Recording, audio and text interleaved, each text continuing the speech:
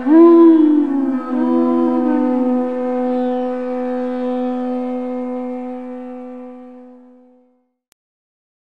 Namo Bhagavate Vasudevaya.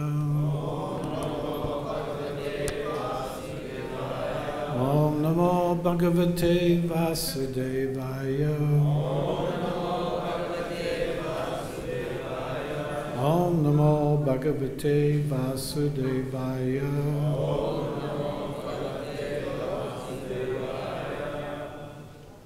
So there's several verses without purports, which I will read, and then we'll chant the Sanskrit text 60. So this is text 56, the translation.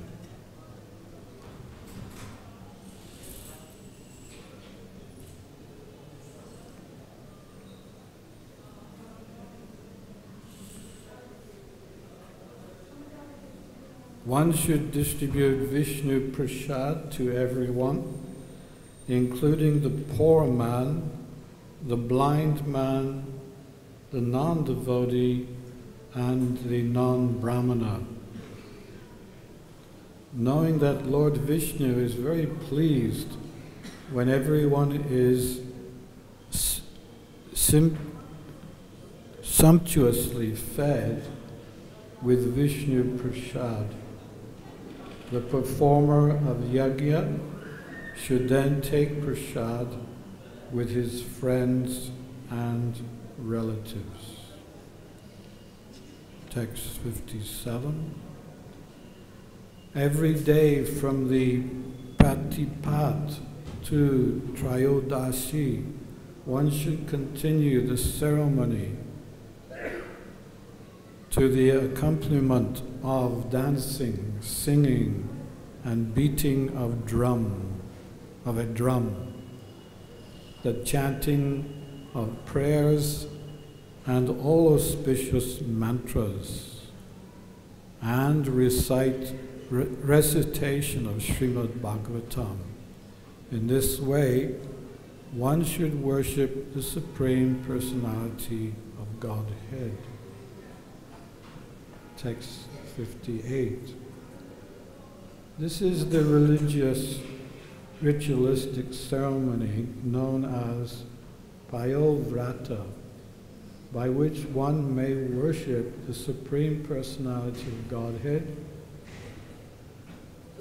I received this information from Brahma, my godfather, or grandfather, and now I have described it to you in all details.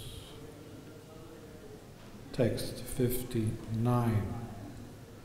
O most fortunate lady, establishing your mind in a good spirit, execute this process of Priyavrata and thus worship the Supreme Personality of Godhead, Keshava, who is inexhaustible.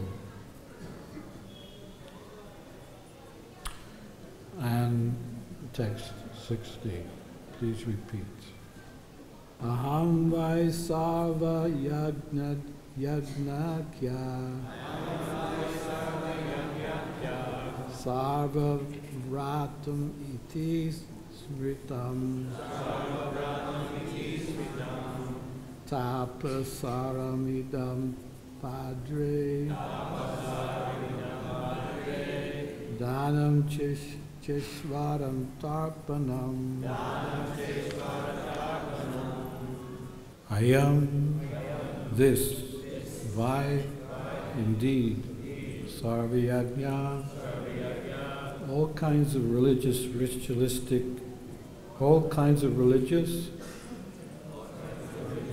rituals and sacrifices.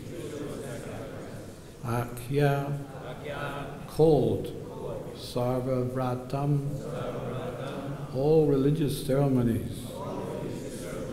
Iti, thus, smritam, understood, tapasaram, the essence of all austerities. Idam, this, Badre, O good lady, Danam, acts of charity, Cha, and Ishvara, the Supreme Personality of Godhead, Tarpanam, the process of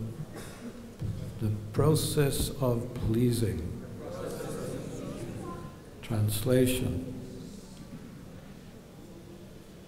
This Payovrata is also known as Sarva Yajna. In other words, by performing this sacrifice, one can perform all other sacrifices automatically. This is also acknowledged to be the best of all ritualistic ceremonies. Oh, gentle lady, it is the essence of all austerities, and it is the process of giving charity and pleasing the Supreme Controller. Srila Prabhupada's purport. Aradhananam sarvesham Vishnur Aradhanam param. This is a statement made by Lord Shiva to Parvati. Worshipping Lord Vishnu is the supreme process of worship. And how Lord Vishnu is worshipped in his Prayovrata ceremony has now been fully described. The ultimate goal of life is to please Lord Vishnu by Varnashram Dharma. The Vedic principle of 4 Varnas and 4 ashrams are meant for worship of Vishnu. Vishnur aradyate pumsam nanyatatosha karanam. The Krishna consciousness movement is also Vishnu Aradhanam, or worship of Lord Vishnu, according to the age. The Payovrata method of Vishnu Aradhanam was enunciated long ago by Kashyapa Muni to his wife Aditi in the heavenly planets, and the same process is bona fide on earth even now. Especially for this age of Kali, the process accepted by the Krishna consciousness movement is to open hundreds and thousands of Vishnu temples, temples of Radha Krishna, Jagannath, Balaram, Sitaram, Gaurnitai, and so on. Performing prescribed worship in such temples of Vishnu and thus worshipping the Lord is as good as performing the Payovrata ceremony recommended here. The Payovrata ceremony is performed from the 1st to the 13th day of the bright fortnight of the moon. But in our Krishna consciousness movement, Lord Vishnu is worshipped in every temple according to a schedule of 24 hours of engagement in performing kirtan, chanting the Hare Krishna Maha Mantra, offering palatable food to Lord Vishnu, and distributing this food to Vaishnavas and others. These are authorized activities, and if the members of the Krishna consciousness movement stick to those principles, they will achieve the same result one gains by observing the Payovrata ceremony. Thus, the essence of all auspicious activities, such as performing yajna, giving in charity, observing vratas, and undergoing austerities, is included in the Krishna consciousness movement. The members of this movement should immediately and sincerely follow the process. The process is already recommended. Of course, sacrifice is meant to please Lord Vishnu. Yagnai Sankirtan Prayer Yajanti Sumeda Sa. In Kali Yuga, those who are intelligent perform the Sankirtan Yajna. One should follow this process conscientiously. Om Ajnatmanandasya Niranjana Salakaya Chaksuram Militam Yena Tasmai Shri Gurave Namaha. Shri Chaitanya Manobishtam Stapitam Yena Bhutale Swayam Rupa Gadamayam Dadati Swabhadantikam. Manchakalpatubhyasya Kripa Sindhu Vaivracha Patitananam Bhavanebhyo Vaishnavebhyo Namo Namaha. Shri Krishna Chaitanya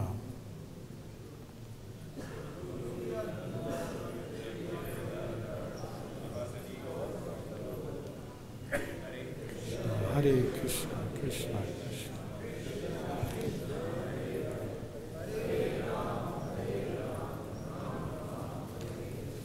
So in today's verse,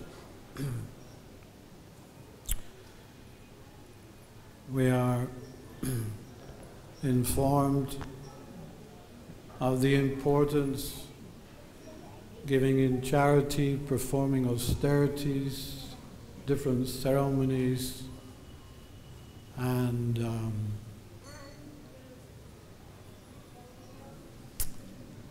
what else was it? Opening up the temples and worshipping Lord Vishnu in all these different ways.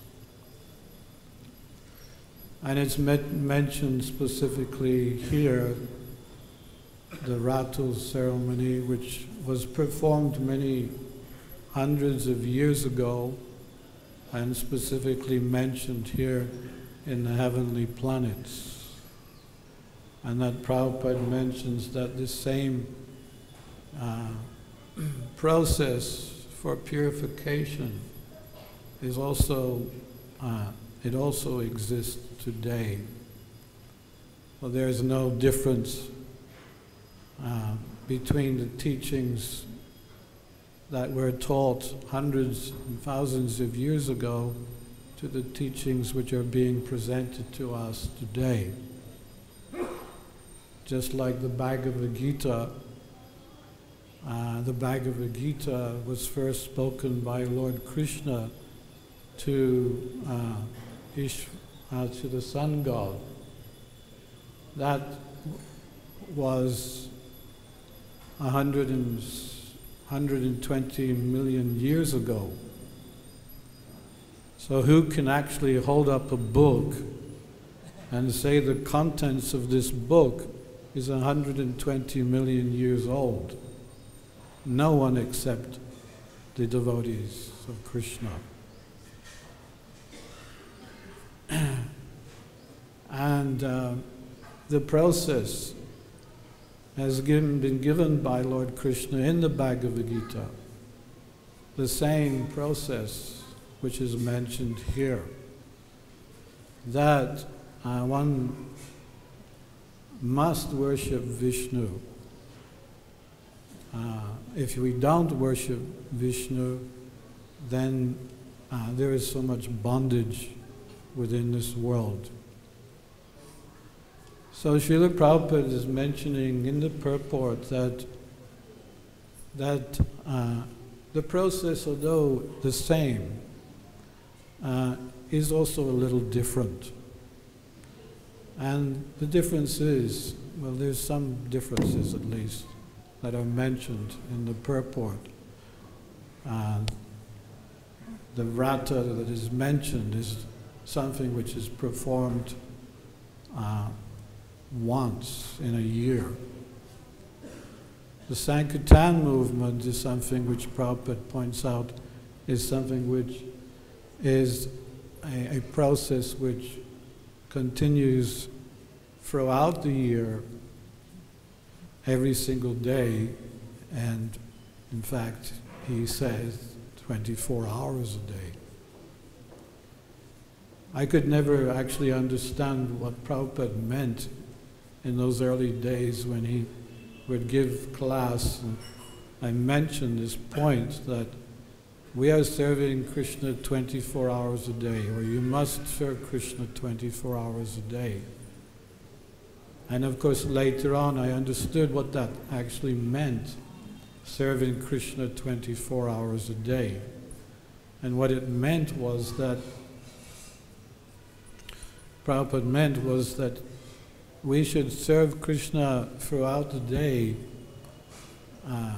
so sincerely, so enthusiastically, so with so much dedication, that by the end of the day we're so tired that we take some rest. And that resting itself is also devotional service. Because without resting the body, we cannot do our service the next day. So it's a wonderful process that Prabhupada has given us, this yagya of the Sankirtan movement. And there's another thing which caught my attention about the differences between these sacrifices. The sacrifice mentioned in this verse is for one's personal endeavor and one's personal achievement, whereas the Sankirtan Yagya is not just for ourselves, but it is for everyone. In fact, by distributing Krishna consciousness, we automatically become purified. We automatically perform ritualistic sacrifices, perform austerities, and worship the deity. The highest worship of Sri Sri Gaur Nitai is to go out and give someone Krishna consciousness. So it's a simultaneous working on ourself, the purificatory process of working on ourself, and at the same time giving Krishna consciousness to others. And if you really think about it, this is quite dynamic. What would we do if we didn't have this dynamic process of not just delivering ourselves, but delivering others? Sometimes I'm thinking, well, if all the world was Krishna conscious, what would I do all day long?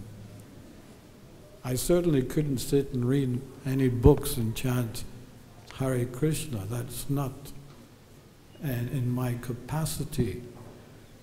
So, therefore, we should be very grateful to the fact that alongside with this purificatory process of helping ourselves, we can also help others.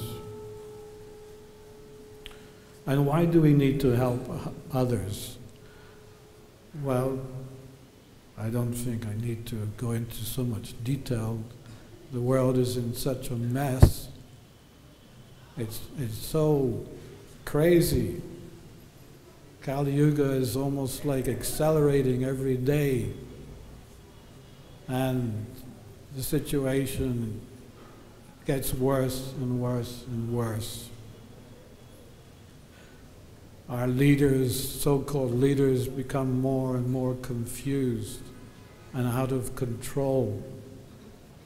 They're not able to deliver anything. They're not able to make any impact which is of any relevance to anyone. Therefore, Prabhupada said, we're not going to wait for the leaders to make peace in this world. We have seen clearly how there's been no change. In fact, well, there has been change. Everything is still getting worse. So this is why Prabhupada said that we need to spread Krishna consciousness, because there's an imbalance within the world, and Krishna consciousness will rectify that imbalance. I want to share with you this morning a couple of songs. These are actually reggae songs which were written by a devotee band back in the early 80s. So there are two songs here. One song is the epitome of the materialistic society and what they do. The other song is especially for the devotees about the Sankirtan movement. So do you mind if I share this with you? Say Hari Bol. Okay. So this first song is called Vile Society.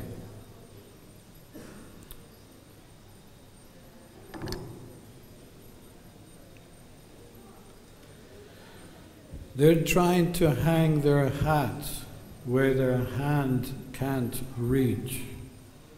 And those who don't know nothing, they're trying to teach. Their hearts are hard like stone, yet they pretend to weep. And those who don't sow nothing, they're trying to reap. They kill their children before they're born, and they kill an elephant just to get the horn. They don't care anymore what they eat. They will kill their mother just to get the meat. They're intoxicating themselves to death, and smoke and fire has become their breath. The brain is now like a gaping hole, and they don't know nothing about the spirit soul. Now the air is nothing but factory smoke, yet everybody is going broke. The school is just like a slaughterhouse where they love to read about Mickey Mouse. And the women all want to be the men, and the men can only remember when. The children leave when they learn to walk, and with obscene language they learn to talk. History repeats itself, they say, and there is an end to the longest day. So don't feel bad when the axe comes down, because you wouldn't know if to smile or frown. No matter what you may say or do, you can only get what's coming to you. And the only way you can change your fate is by going back to our spiritual state. So when you see that thing start smoking, you know the fire ain't far behind. There won't be time for turning back when the big wheel starts to grind. For when the human being starts sinking and the standard gets too low, such a violent society ain't got long to go. Haribol. Such a powerful song. And as I said, it makes a clear analysis of life in the 21st century. And we have to challenge that with the Sankirtan activities which Lord Chaitanya and Lord Nityananda has given us. So this is the second song. This is our song. This is the song that inspires us to perform the Sankirtan Yajna. And in fact, I would like to ask if it's possible you can join in with the chorus of this song. Is that okay? Which which means, well, maybe, maybe not. What do you think? Okay, say after me. I'm only going to say the chorus twice, and by that time you should know it, and you'll be repeating it after every verse. Okay? Okay? Come and join the congregation. It is the chanting of the holy name. You don't need to change your situation, but you'll never be the same. It's quite simple, right? This is the age, you don't have to say this. This is the age, it's the Iron Age. Everyone's living on an iron wage. Gone are the days of silver and gold. If you live till 20, you'll be very old. So, come and join the congregation. It is the chanting of the holy name. You don't need to change your situation, but you'll never be the same.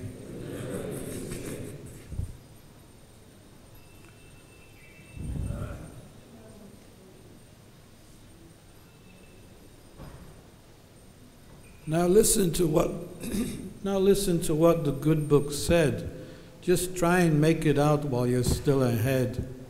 You don't have too much time to waste if you really want to get that higher taste. So, come and join the congregation.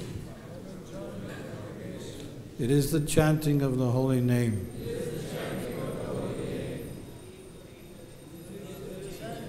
You don't need to change your situation, but you'll never be the same. Everybody here can play a part, and you'll feel that power within your heart. You don't have to bother what people think, because they really don't care if you swim or sink. So,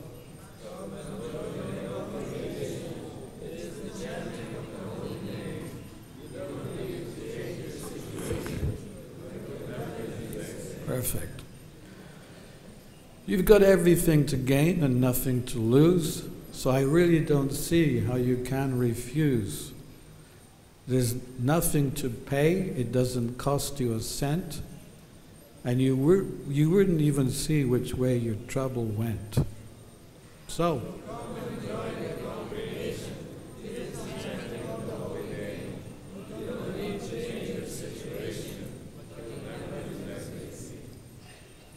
that name is going to enter every single home, because it's even sweeter than honeycomb.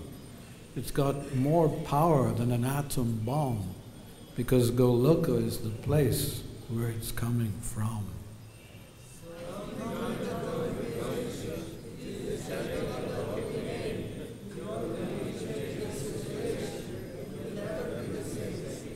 Hari Hari Bol.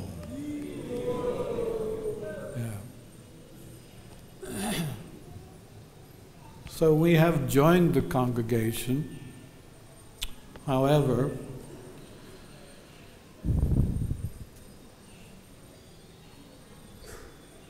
are we just thinking of ourselves?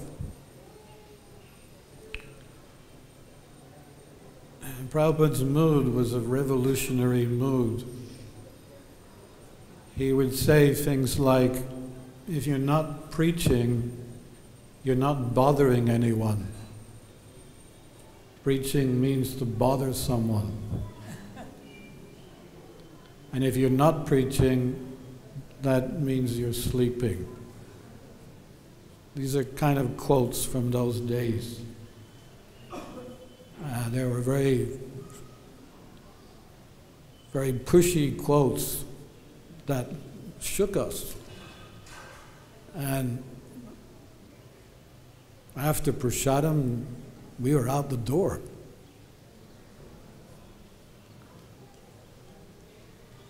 I remember the first time I went on Harinam, it was just after I got shaved. You have to understand, my hair was down here, I had a beard, mustache, I was completely covered by all this hair.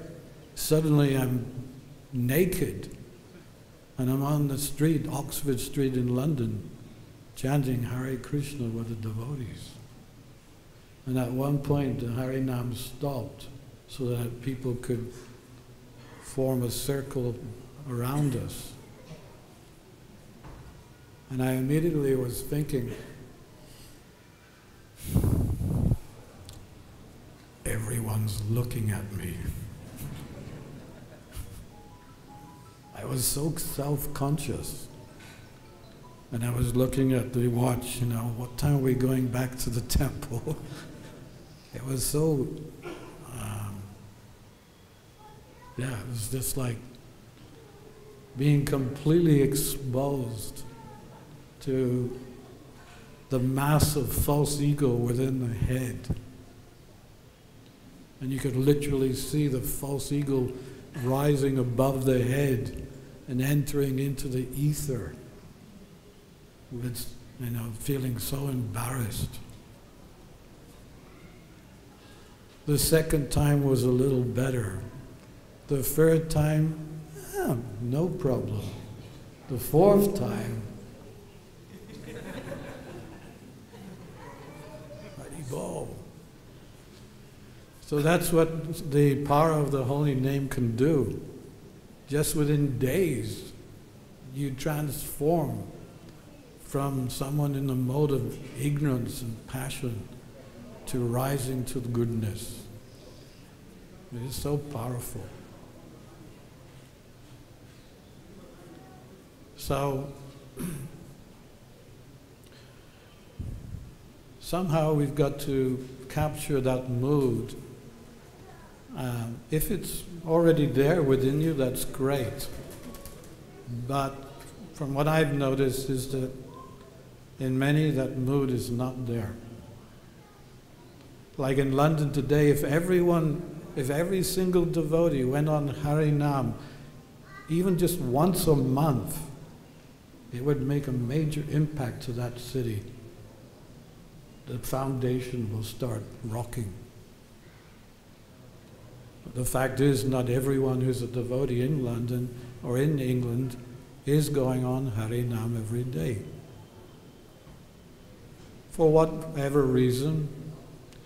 But we haven't just joined the Hare Krishna movement for ourselves, for our own salvation, liberation, perfection. This is mentioned also by Prahlad Maharaj in a very nice verse in the 7th canto. He's praying to Lord Nrsingadev.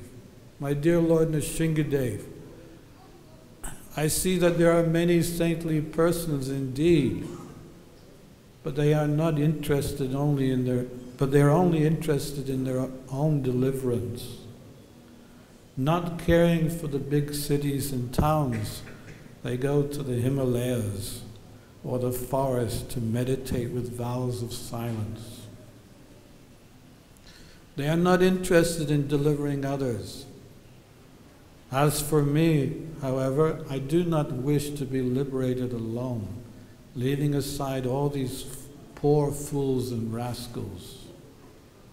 I know that without Krishna consciousness, without taking shelter of your lotus feet, one cannot be happy. Therefore, I wish to bring them back to the shelter of your lotus feet. So this is Prahlad Maharaj, showing us an example of what it means to be a good devotee. A devotee who's got compassion for others. A devotee who's willing to make that effort to reach out to others and help them in their spiritual life. In fact, one time devotees were speculating about who Prabhupada was in the spiritual world. They were asking Prabhupada, are you Narada Muni? Are you this person? Are you that person? And when it came to Prahlad Maharaj, he didn't say anything, but he had a big smile on his face. Whether he is Prahlad Maharaj or not, he certainly captured the mood of Prahlad Maharaj. And this is illustrated in his offering to Bhakti-Siddhanta. It was here in Vrindavan when, in 1961, when the godbrothers came together to celebrate Bhakti-Siddhanta's Vyasa Puja. Among the godbrothers of Srila Prabhupada, of course, Prabhupada was a junior sannyasi, but his offering was so pointy, pushy, that it was like an explosion in the lap of his godbrothers. And this is his offering. And you will see how it compares to the same as that verse I just read by Prahlad Maharaj. Srila Prabhupada said, "Even now, my godbrothers, you return here on the order of your master, our master, and today we engage in this puja. But simply a festival of flowers and fruits does not constitute worship. The one who serves the message of the Guru really worships him. Oh, shame, my dear brothers, aren't you embarrassed? In the manner of businessmen, you increase your disciples. Our master said, preach. Let the neophytes remain inside the temple and simply ring the bells. Take a good look at the terrible situation that has arisen. Everyone has become a sense enjoyer and has given up the preaching. From the seas across the earth, penetrate the universal shell, come together and preach this Krishna consciousness. Then our Master's service will be in proper order. Make your promise today. Give up all your politics and diplomacy. When will that day come when a temple will be established in every house, in every corner of the world? When will the High Court judge be a Gaudiya Vaishnava with tilak beautifully decorating his forehead? When will a Vaishnava winning votes be elected president of the land and preaching be spread everywhere?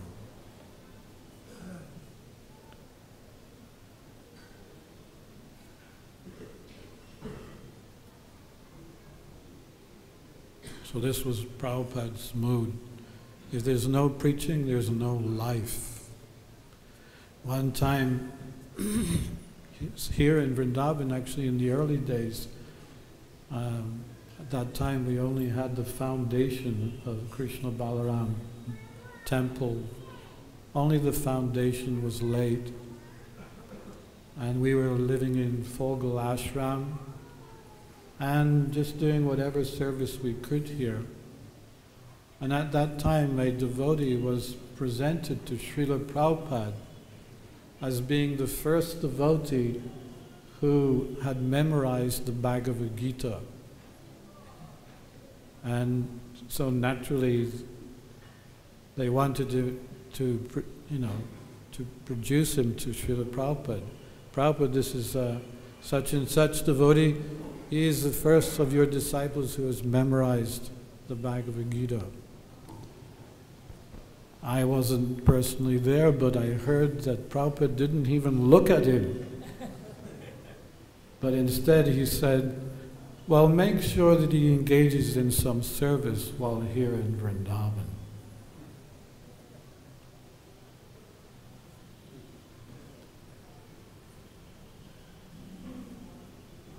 Prabhupada was not impressed by an intellectual gymnastic performance. Well, with nothing against learning Bhagavad Gita verses, but alongside learning Bhagavad Gita verses, we should do some service, some devotional service. Another devotee asked Prabhupada, can you give me the blessings to chant 64 rounds in Radha Kund? Prabhupada said, no, I'm not giving you the blessings for that, because there are already so many monkeys there.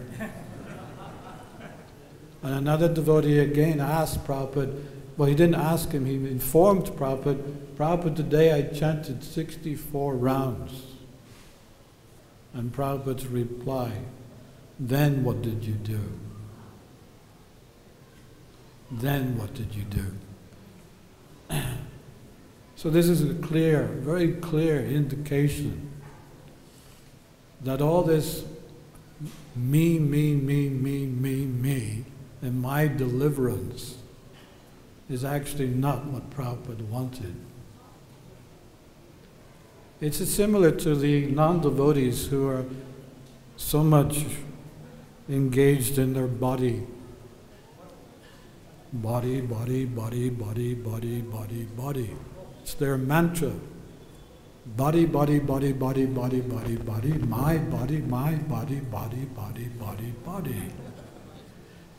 More body, body.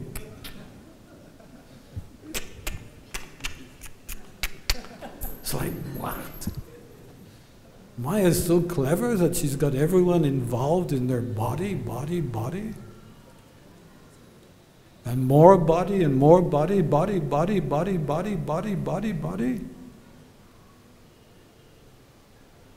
You know, for us older devotees, we never had all these gadgets and gadgets. It was so simple. Everything was so simple. Even here in Vrindavan, you could practically chant your 16 rounds walking from Krishna Balaram to Loi Bazaar if you wanted to. Because on the roadside there was just some bullock carts and some scooter rickshaws. You try doing that today. I was down there yesterday. I was like, how worse can it get? So everything today has become so complicated, and it's getting more and more complicated, and people are getting more and more frustrated. The only solace, the only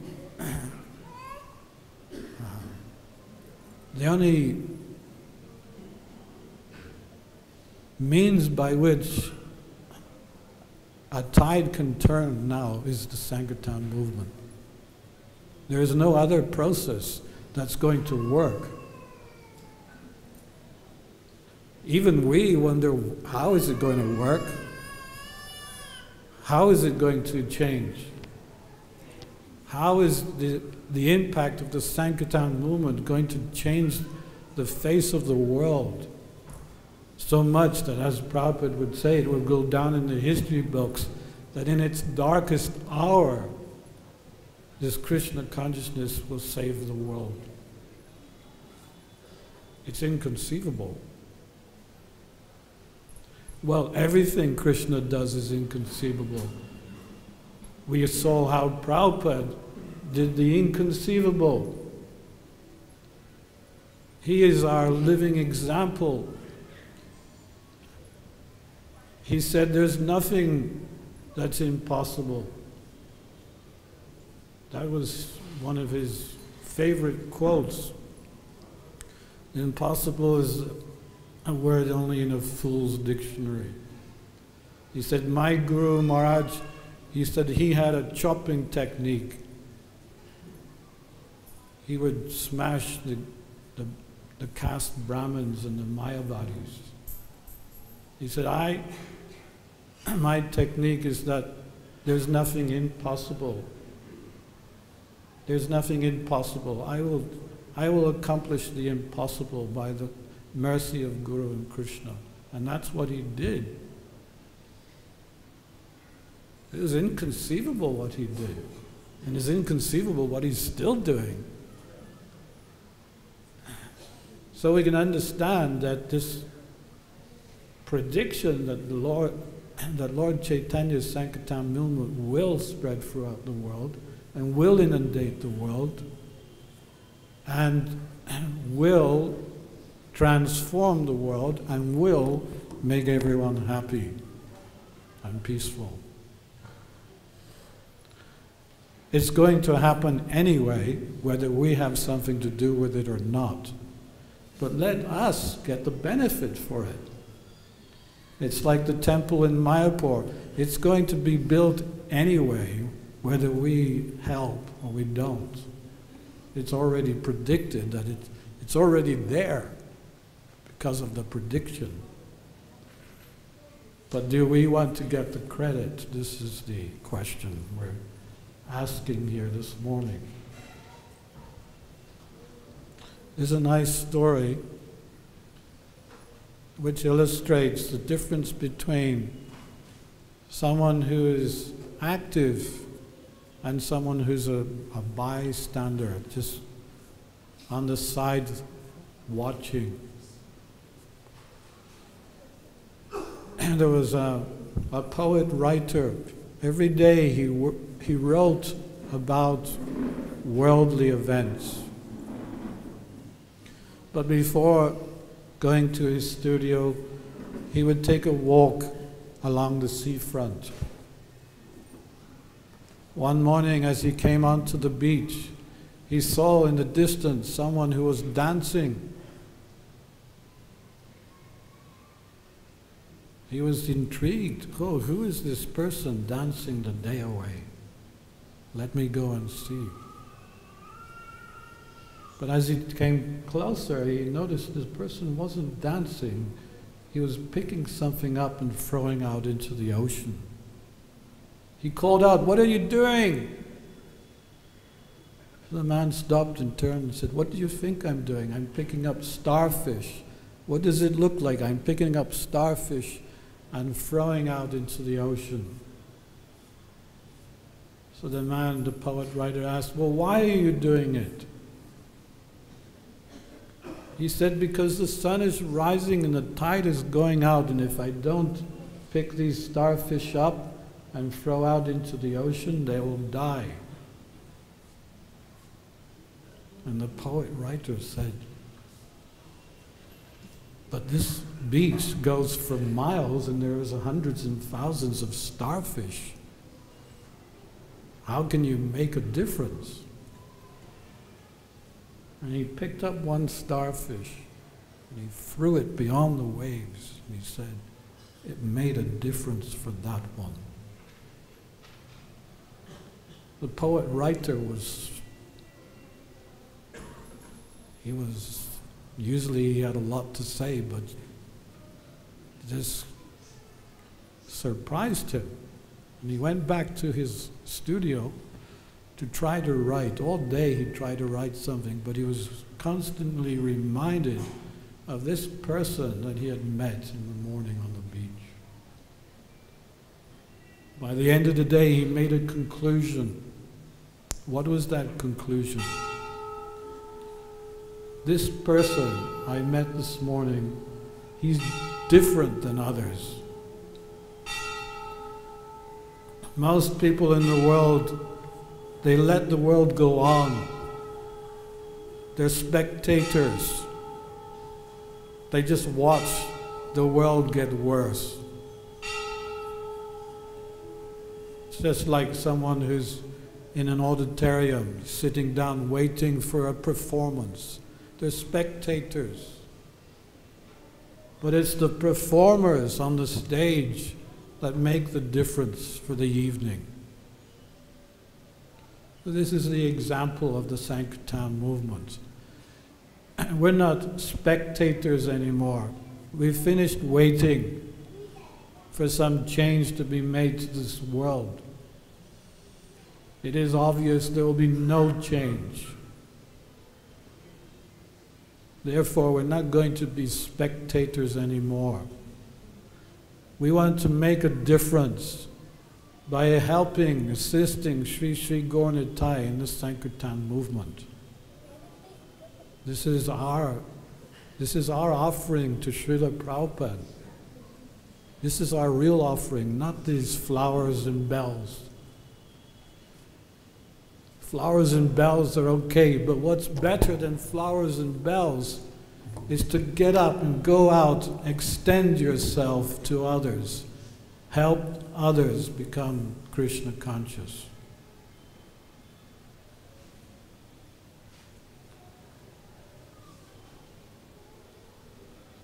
Often nowadays I get letters, emails, "Dear Maharaj, poor me. I have this problem, I have that problem, I have this problem, that problem." I write back, "Dear such and such, please accept my humble obeisances. All glories to Srila Prabhupada. I'm so happy to hear you're having problems. Because if you were not having problems, I would be very concerned for you." It's the difficulties in Krishna consciousness that make us strong.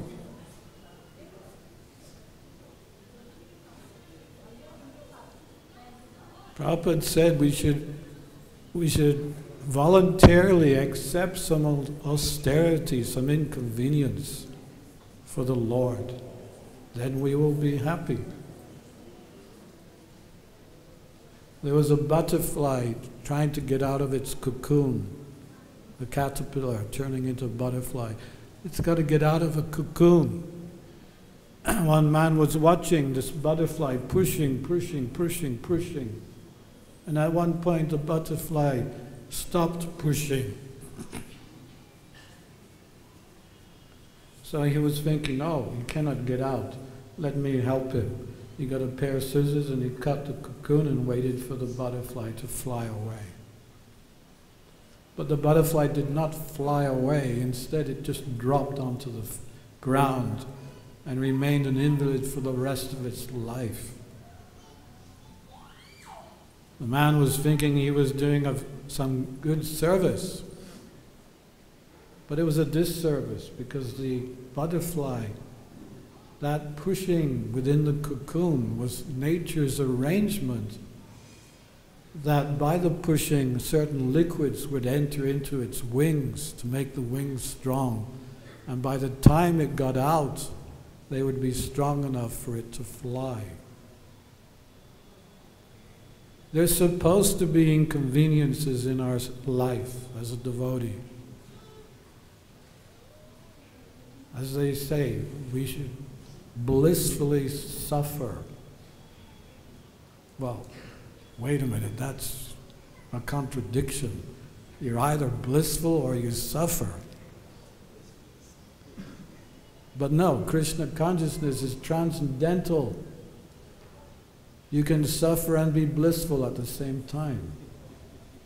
It's so wonderful. It's like the Sri Ishapanishad where it says Krishna walks but he doesn't walk. Well, either he walks or he doesn't walk.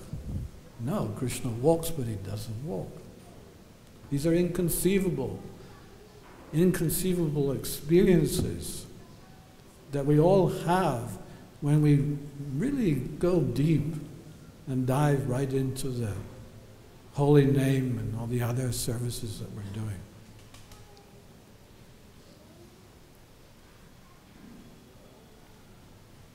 After 1 year of chanting Hare Krishna, I suddenly got this mystic power.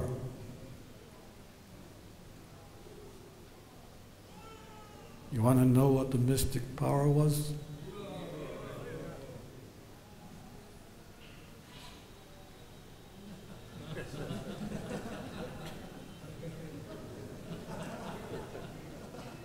I was thinking, wow, this mantra is really powerful. Then after 2 years, my other ear started moving.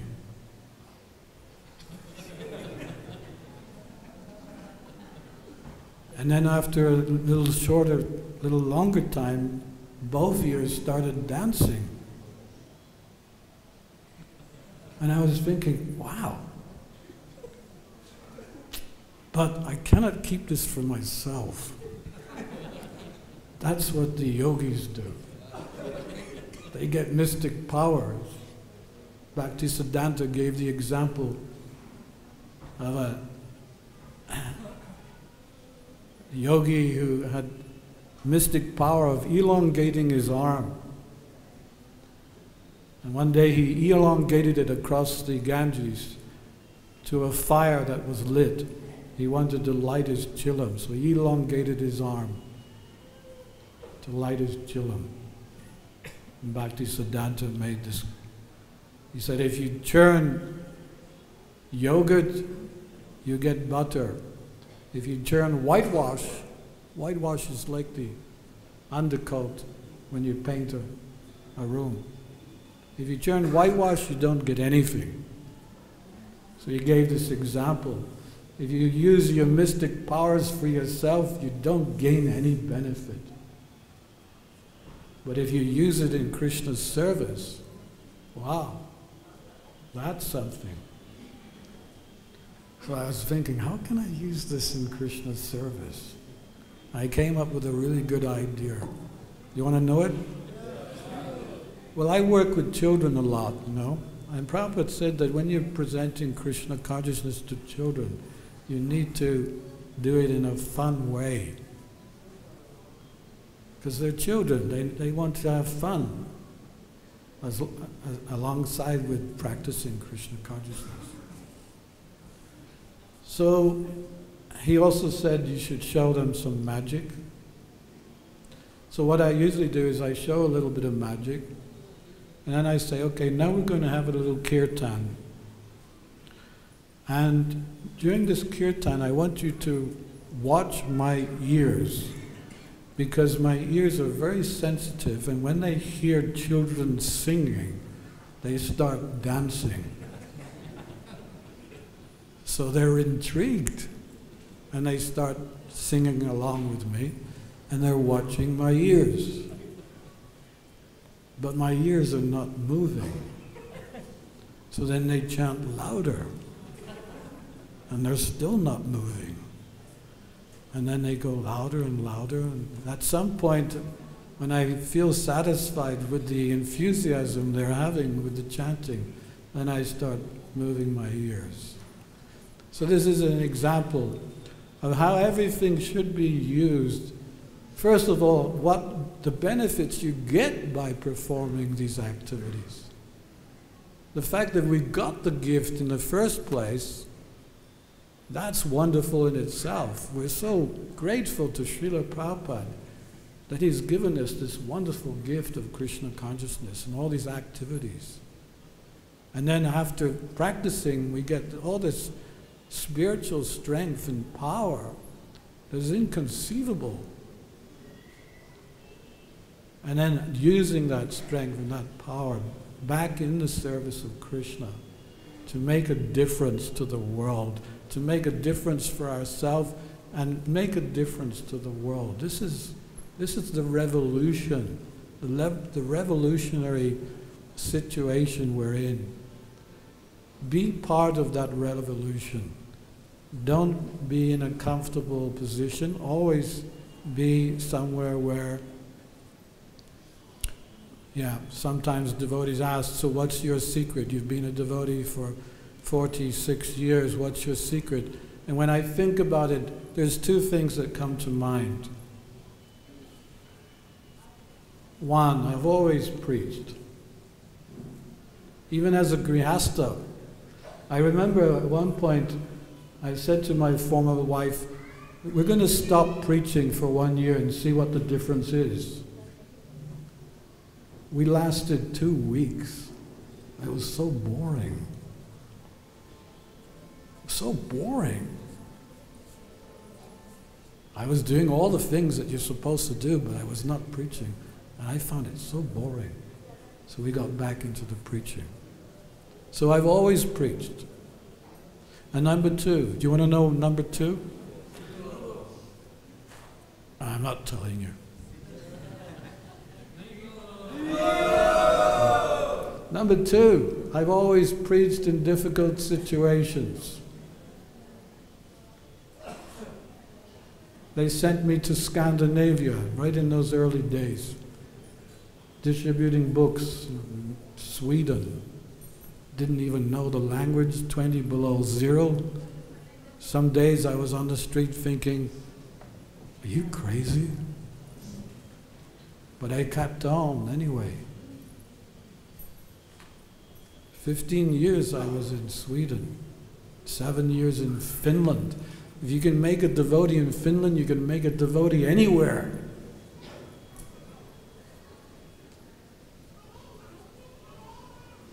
Helsinki, the capital, Helsinki.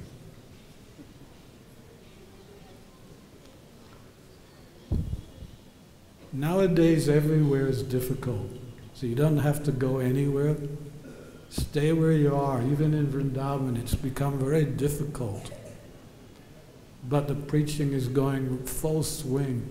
I've been watching the visitors coming to this temple and how enthusiastic they are. And that is only because the momentum, the desire and momentum, and the main thrust of this temple is to give Krishna consciousness to others. So, make a difference for yourself, make a difference for everyone else.